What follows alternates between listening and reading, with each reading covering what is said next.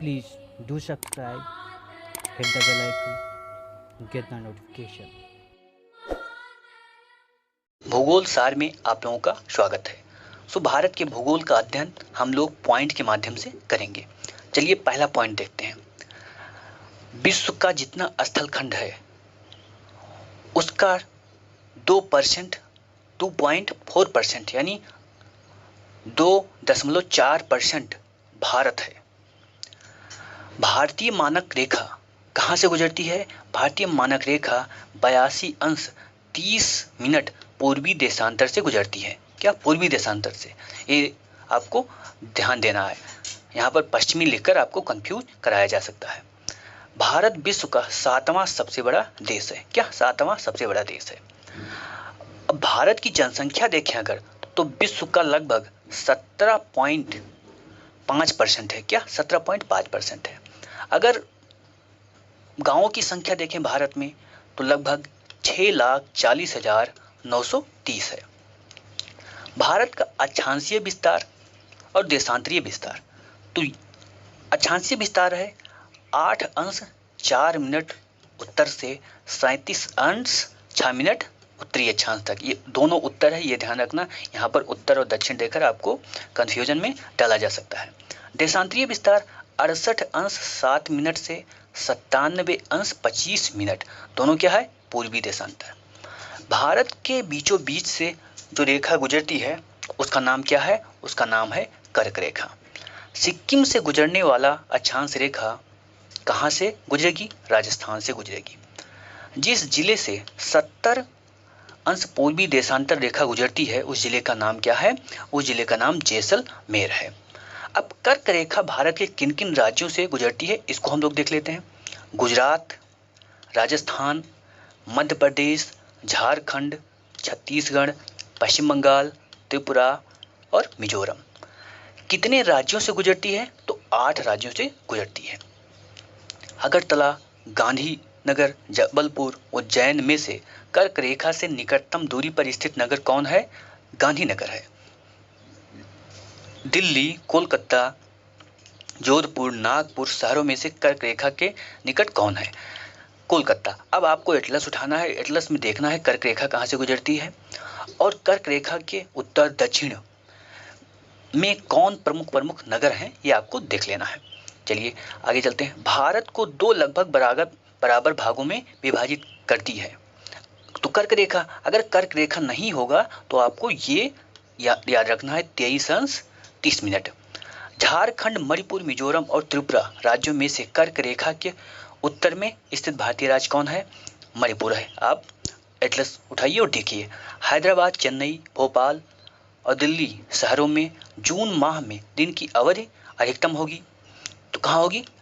दिल्ली होगी। कहाँ होगी? दिल्ली, क्योंकि कर्क आप जून में देखेंगे तो सूर्य कर्क रेखा पर होता है, तो दिल्ली उसके नजदीक है, तो वहां पर दिन अधिकतम होगा। अब मानक समय के बारे में कुछ क्वेश्चन है। यहाँ एक पॉइंट आप ध्यान रखिए। जैसे ये पृथ्वी अपनी क्या है? एक गोलानुमा है। क्या? गोलानुमा है। तो गोला का अगर हम देखें तो उसे 360 अंश में डिवाइड किया जाता है। अब एक गोला अगर घूम रहा है और 24 घंटे में एक बार चक्कर लगा रहा है तो मतलब कि 1 घंटे में 15 डिग्री घूमता है। क्या? 15 डिग्री घूमता है 1 घंटे में। इतना पॉइंट आपको ध्यान रखना है।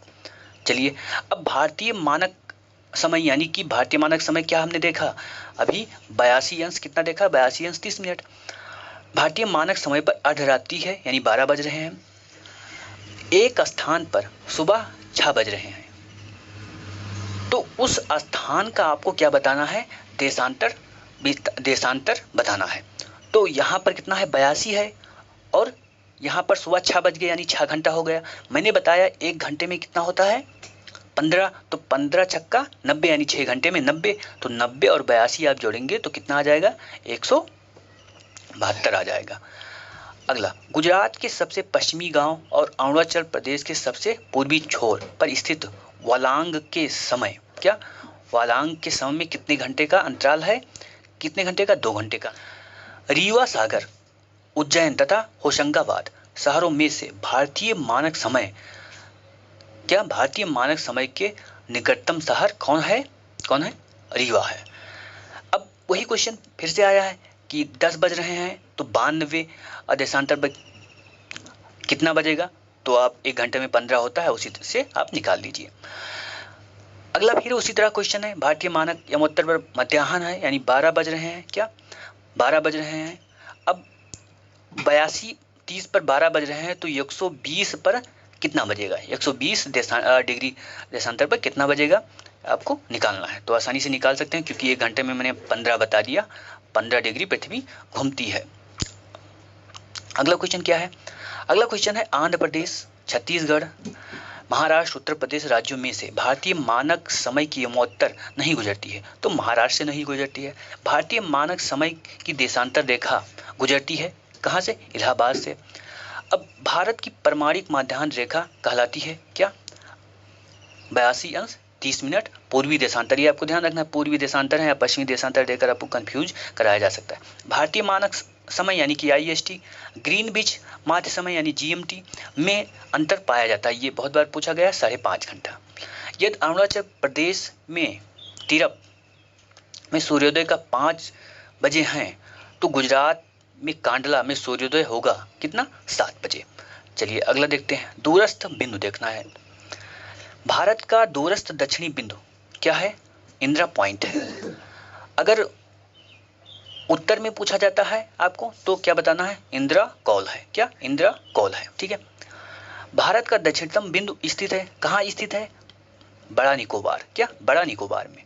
भारत के राज्यों में सबसे पूर्वी और सबसे पश्चिमी राज्य को इंगित करना है। तो सबसे पूर्वी क्या है? अरुणाचल है, और सबसे पश्चिमी गुजरात है। भारत का सुदूर पश्चिम बिंदु क्या है?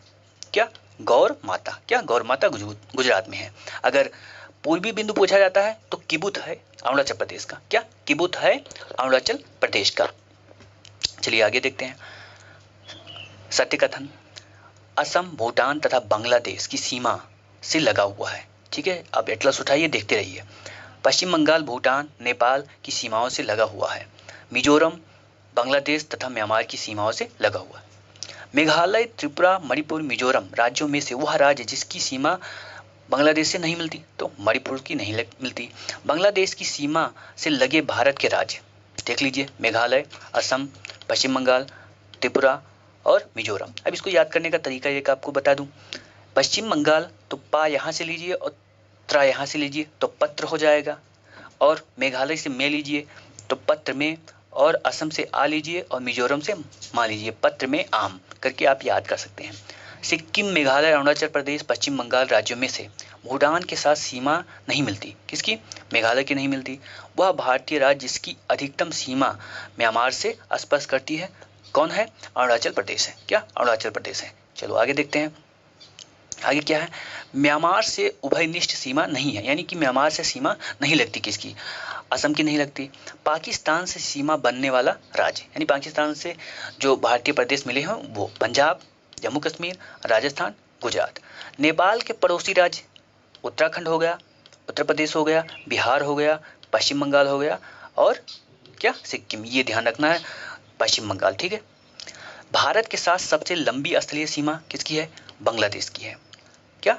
बांग्लादेश की है। अब आपको याद करना है कि सभी देशों से, जो भारत के चारों तरफ देश हैं, उनसे लगने वाली सीमा किसकी सबसे बड़ी है, किसकी सबसे कम है। तो आपको याद रखना है बचपन में MBA। क्या? बचपन में MBA। तो बा से बांग्लादेश, चा से क्या?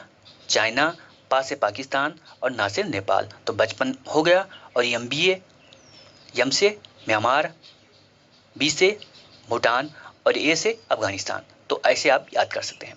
भारत के साथ सबसे लंबी स्थलीय सीमा बांग्लादेश हम लोगों ने देखा। असम, नागालैंड, मेघालय, मिजोरम राज्यों में से बांग्लादेश से अपनी सीमा नहीं बनाने वाला राज्य कौन है? नागालैंड है। भारत तथा पाकिस्तान के बीच सीमा निर्धारित होती है क्या? रेड क्लिफ रेखा। तो दोनों पूछा जाएगा, भारत और पाकिस्तान की मध्य रेखा को क्या कहते हैं? रेड क्लिफ रेखा। अब भारत अफगानिस्तान के मध्य जो रेखा है उसको क्या कहते हैं? डुरंट लाइन बोलते हैं। क्या? Durand line. भारत पाकिस्तान के मध्य सीमा रेखा उदाहरण है कौन सी? सीमा 2-3 प्रकार की होती है, पूर्ववर्ती, परवर्ती। तो यहाँ पर आपको ध्यान रखना है क्या होती है? परवर्ती होती है। क्या? भारत और पाकिस्तान के मध्य जो सीमा है वो क्या है? परवर्ती है। भारत और चीन की उत्तरी पूर्वी सीमा का सीमांकन किस रेखा के द्वारा होता है? मैकमोहन रेखा। भारत भूटान से अलग होता है क्या? भारत श्रीलंका से, भूटान से नहीं, भारत भूटान श्रीलंका से अलग होता है किसके द्वारा? पाक जलडमरू मध्य के द्वारा। नेपाल, भूटान और चीन की सीमाओं पर मिलने वाला भारतीय राज्य सिक्किम, यानी नेपाल से भी इसकी सीमा मिलती है, भूटान से भी मिलता है और चीन से भी मिलती है। तीन तरफ से अंतर्राष्ट्रीय सीमाओं से घिरा हुआ भारतीय राज्य क्या? त्रिपुरा। बांग्लादेश से चारों तरफ घिरा हुआ है। भारत से उपबंध पुरा चुंबकीय परिणामों से संकेत मिलते हैं कि भूतकाल में भारतीय स्थल पिंड क्या है? सरका है, उत्तर की ओर। क्या? उत्तर की ओर सरका है। ठीक है। भारतीय उपमहाद्वीप मूलतः एक विशाल भूखंड था जिसे कहते हैं, क्या कहते हैं? गोंडवाना लैंड कहते हैं। भारत विभाजित है, भारत को 4 प्राकृतिक भागों में, प्रदेशों में विभाजित करते हैं। आपको 5-6 भी मिलेगा, लेकिन आपको एग्जाम में 4 ही बताना है। उत्तराखंड में पाताल तोड़ कुएं पाए जाते हैं। कहाँ पाए जाते हैं? तराई क्षेत्र में। यदि हिमालय पर्वत श्रेणी नहीं होती तो भारत का सर्वाधिक संभाव्य भौगोलिक प्रभाव क्या होता? तो प्रभाव देख लीजिए। देश के अधिकांश भाग में साइबेरिया यानी उत्तर से हवा आती ठंडी ठंडी, और हम लोगों को ज़्यादा गर्मी नहीं झेलनी पड़ती। और क्या होता? सिंधु गंगा ने जो मैदान बनाया है, मैदान नहीं होता, मैदान नहीं होता तो खेती नहीं होती, खेती नहीं होती तो हम लोग भूखे मरते। और मानसून का प्रतिरूप में परिवर्तन होता, क्योंकि मानसून की हवा हिमालय द्वारा रुकती है, हिमालय नहीं होता तो मानसून चला जाता, बारिश नहीं होती, बारिश नहीं होता तो जल नहीं होता हमारे यहाँ। भारत में भू आकारों की रचना के संबंध में सही कथन। संरचनात्मक दृष्टि से मेघालय जो पठार है वो दक्कन का भाग है। क्या? दक्कन पठार का भाग है। ठीक है। कश्मीर घाटी की रचना समभिन्नति, क्या? समभिन्नति में हुई है। गंगा मैदान की रचना एक अग्रगर्त में हुई है। भारत के पश्चिमी समुद्र तट रेखा का निर्माण, क्या? भारत के पश्चिमी समुद्र तट रेखा का निर्माण किसके द्वारा हुआ है? उत्थान के द्वारा भी और निर्गमन के द्वारा। यानी पश्चिमी जो तट रेखा यानी अरब सागर, उस तट रेखा में उमज्जन भी हुआ है, या क्या? उमज्जन यानी कि उठाव भी हुआ है और धसाव भी हुआ है। ठीक है, ये ध्यान रखना। चलिए आगे देखते हैं। आगे क्या है? सही सुमेलित करना है। क्या? सही सुमेलित करना है। दक्कन ट्रैप, क्या? दक्कन ट्रैप का निर्माण कब हुआ? तो दक्कन ट्रैप का निर्माण कब हुआ? क्रिटेशियस युग में हुआ है, ये आपको ध्यान रखना है। पश्चिमी घाट का निर्माण कब हुआ? उत्तर नूतन युग में हुआ है। अरावली का निर्माण प्री कैम्ब्रियन युग में हुआ है और नर्मदा ताप्ती का निर्माण अत्यंत नूतन युग में। ठीक है, चलिए आगे देखते हैं। केरल का कुट्टानाड प्रसिद्ध है। क्या? केरल का कुट्टानाड प्रसिद्ध है भारत के न्यूनतम ऊंचाई वाले क्षेत्रों के रूप में। ठीक है, इसे केरल का क्या कहते हैं? धान का कटोरा कहते हैं। क्या? फूड एग्रीकल्चर ऑर्गेनाइजेशन द्वारा इसे वैश्विक महत्वपूर्ण कृषि विरासत प्रणाली के अंतर्गत इसे क्या क्या मिला है? इसको कह सकते हैं पहचान मिली है। सो आज की वीडियो में इतना ही। फिर मिलते हैं हम लोग अगले वीडियो में। तब तक के लिए जय हिंद। प्लीज चैनल को सब्सक्राइब कर लें।